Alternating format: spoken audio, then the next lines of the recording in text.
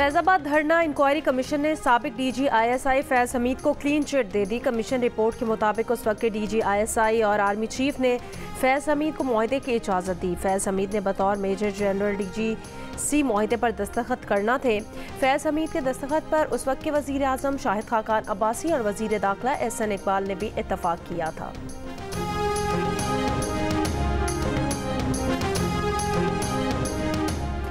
टांग के पहाड़ी इलाकों में तूफानी बारिशें, बरसाती रेलों से कई देहात की राब्ता सड़कें ज़ेरे आब आ गईं। घरों में बरसाती पानी दाखिल। दरियाए काबुल में नौशहरा के मकाम पर इंतहाई ऊंचे दर्जे का सैलाब।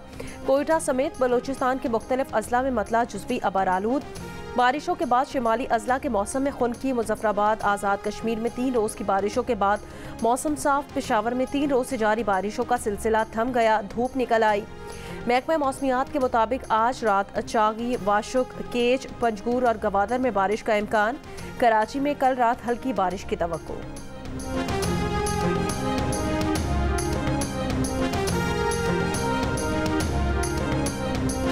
पेट्रोल की कीमत में 4 रुपये 53 पैसे फ़ी लीटर इजाफा कर दिया गया। नई कीमत 293 रुपये 94 पैसे मुकर्रर।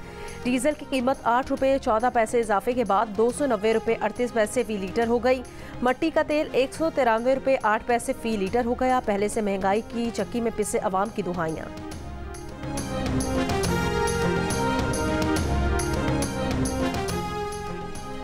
पेशावर के खैबर मेडिकल टीचिंग अस्पताल के मेडिकल वार्ड से मुत्तसिल डेमोन्स्ट्रेशन रूम में लगी आग पर काबू पा लिया गया। धुआं निकालने के लिए स्मोक इजेक्टर्स का इस्तेमाल। वार्ड्स क्लियर होने के बाद मरीजों को वापस वार्ड में मुंतकिल कर दिया गया।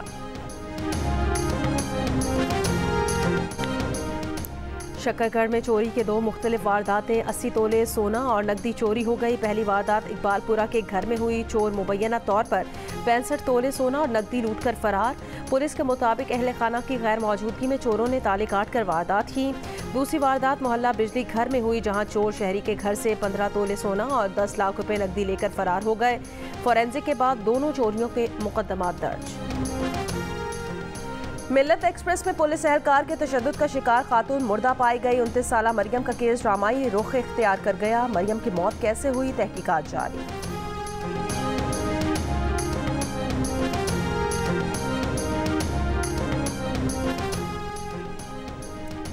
पेशावर में जिला इंतजामिया ने रोटी की कीमत 5 रुपये कम करके 15 रुपये कर दी। इलामिया के मुताबिक 100 ग्राम की रोटी 15 और 200 ग्राम की रोटी 30 रुपये की होगी।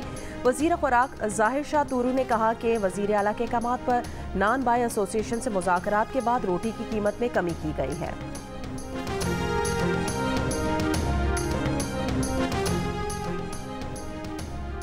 ₹16 की रोटी का फैसला न मानने वाले नान बाइयों के खिलाफ हुकूमत पंजाब का क्रैकडाउन। महंगी रोटी और नान फरोख करने पर कई तनूर मालिकान गिरफ्तार। वजीर इत्तलात पंजाब अज़मा बुखारी ने कहा, रोटी की कीमत में कमी का हुक्म पर अमल करना पड़ेगा। वजीर आला पंजाब मरियम नवाज ने रोटी ₹16 की करने का ऐलान किया था, जिसे नान बाय एसोसिएशन ने मुस्तरद किया था।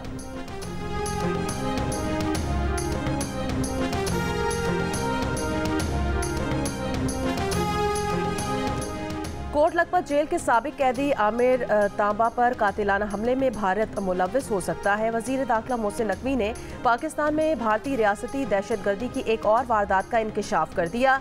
आमिर तांबा पर 2013 में कोट लखपत जेल में भारतीय जासूस और दहशतगर्द सरबजीत सिंह के कत्ल का इल्जाम था। वो कुछ दिन पहले जेल से रिहा हुआ था।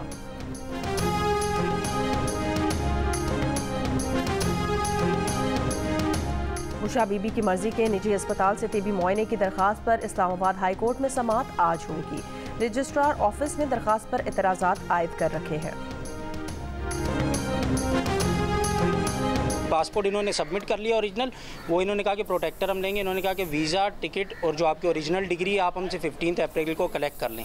तो जब हम इनके ऑफिस आए तो इनका ऑफिस बंद पड़ा। आपकी फ़्लाइट है 17 अप्रैल को दुबई की ना, तो अभी 17 फिर ये हमारी कॉल्स नहीं उठा रहे थे। 20 में ईद आ गई, तो अभी जब हम कांटेक्ट किए आज सुबह आए तो पता चला कि ये फ्रॉड हो गया। किसी के 3.5 लाख अमाउंट था, किसी का 2,60,000 रुपये था। तो और बहुत सारे लोगों की डिग्रीज और जो है ना वो पासपोर्ट जमा थे वेरिफिकेशन के लिए। बैरून मुल्क जाकर रोजी कमाने और जिंदगी बनाने के ख्वाहिशमंद कराची के नौजवान मुबैना फ्रॉड का शिकार हो गए। मुतासिर अफराद का कहना है डिफेंस फेज 8 में निजी कंपनी ने सऊदी अरब दुबई में मुलाजमत के लिए रकम ली। ईद के बाद कंपनी के दफ्तर पहुंचे तो ताला लगा हुआ था। कंपनी का मालिक 2 करोड़ रुपए से जायद लेकर फरार हो गया। 80 से जायद मुतासिरा नौजवानों ने कानूनी कार्रवाई के लिए मुतालिका थाने से रुजू कर लिया। तफ्तीश जारी।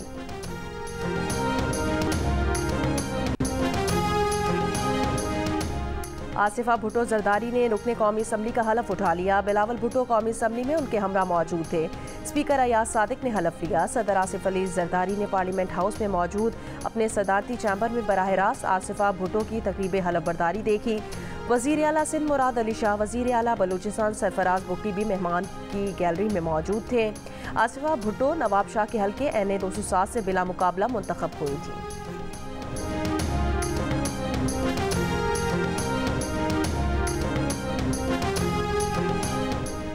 PTI के चेयरमैन बैरिस्टर गौहर अली खान ने कहा, आसिफा भुट्टो के हलफ पर हर पाकिस्तानी को एहतजाज करना चाहिए। तहरीक इंसाफ के बंदे को अगवा करके आसिफा भुट्टो को लाया गया। आसिफा भुट्टो के हलफ के बाद इजलास न चलाकर 6.5 करोड़ का नुकसान हुआ। ऑपोजिशन लीडर उमर अयूब ने कहा, 9 मई के वाक़यात पर तहकीकाती कमीशन बनाया जाए। आम शहरियों का केस मिलिट्री कोर्ट्स की बजाय सिविलियन कोर्ट्स में चलना चाहिए। ये भी कहा कि ऑपोजिशन इत्तेहाद हुआ है जिसकी बुनियाद बलूचिस्तान से रखी है। ऑपोजिशन इत्तेहाद के सरबराह महमूद खान अचकजई ने कहा कि आइन की बालादस्ती पर यकीन रखते हैं। पाकिस्तान की सियासत में अफवाज पाकिस्तान का किरदार नहीं होना चाहिए।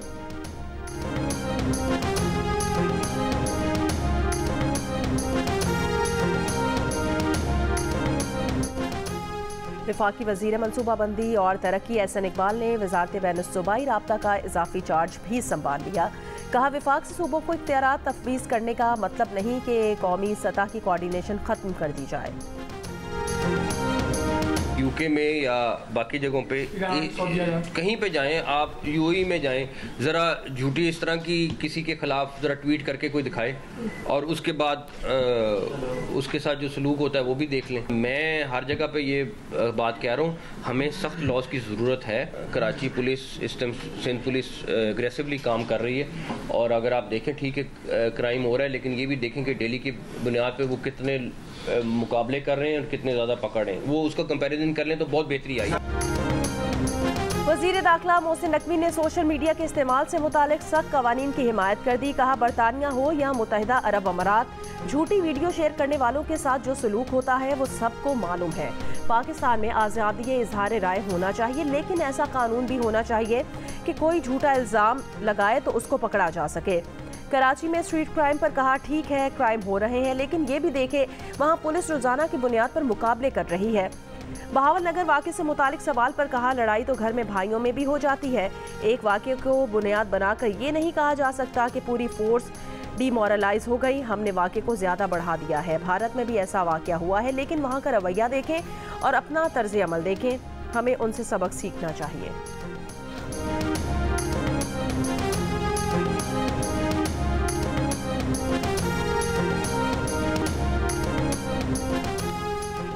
हम पाकिस्तान में आज़ादी इजहार के लिए काम जारी रखेंगे। तर्जुमान अमरीकी महकमा ख़ारजा मैथ्यू मिलर की प्रेस ब्रीफिंग। कहा, कानून की हुक्मरानी की हिमायत जारी रखेंगे, इसमें कोई तब्दीली नहीं।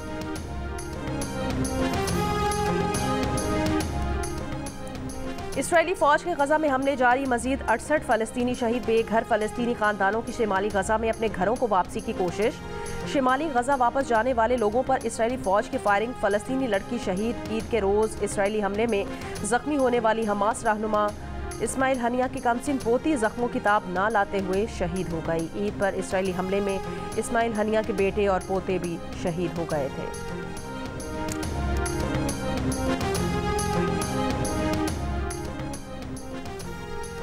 गजा के इलाके खान यूनिस में सड़कों की सफाई सुथराई का आगाज। खान यूनिस में 6 माह तक इसराइली फौज ने ऑपरेशन किया। इसराइल ने गुज़श्ता हफ्ते खान यूनिस से अफवाज की वापसी का ऐलान किया था। फ़लस्तीनी खान यूनिस की तरफ वापस जा रहे हैं।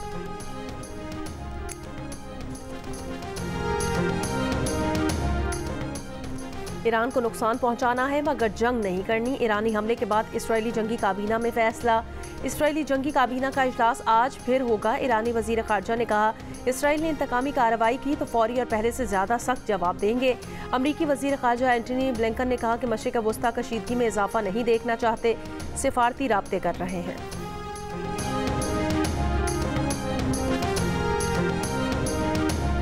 और दुबई और अबू धाबी समेत मुत्तहिदा अरब अमारात में गरज चमक के साथ तेज़ बारिश। मज़ीद तेज़ बारिशों के पेश नज़र तालीमी इदारे बंद रखने का ऐलान। दफातर को भी वर्क फ्राम होम की हिदायत।